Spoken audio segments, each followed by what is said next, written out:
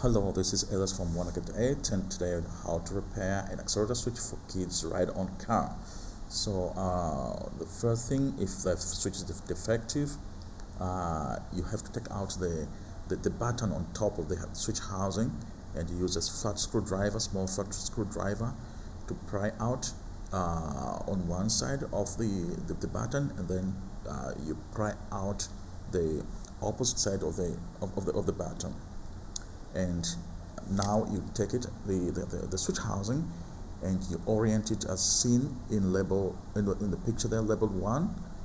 And next is how you can of course you can quickly disassemble the rest of the stuff, the components in it, but the important thing which I want to show you is how to put back those things. So if defective, there may be some disconnection between the terminals, and maybe you have to clean them out of any of the debris. It happened for me before. The switch malfunctioned. It's only because of debris in the contacts. So to put them back, you take number 2.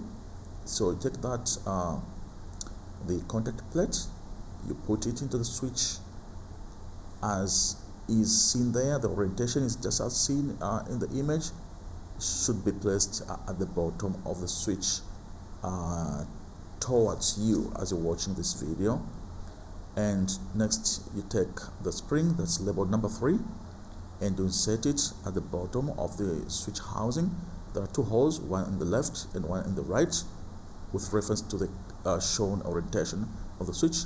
So you insert it on the right hole, and then you take the button. And be aware, on one side of the button there is this protrusion, shiny metal protrusion. So you have to put this button on the switch housing in such a manner that this protrusion rests on top of the mounting of the contact plate in number 2. So you only have to press it hard but careful, so that the 2 locks of the switch button will get inserted on the holes on either side of the switch housing. So that's all for today. If you want to have any clarification, please drop a comment or send me an email, which is down below. Okay, goodbye.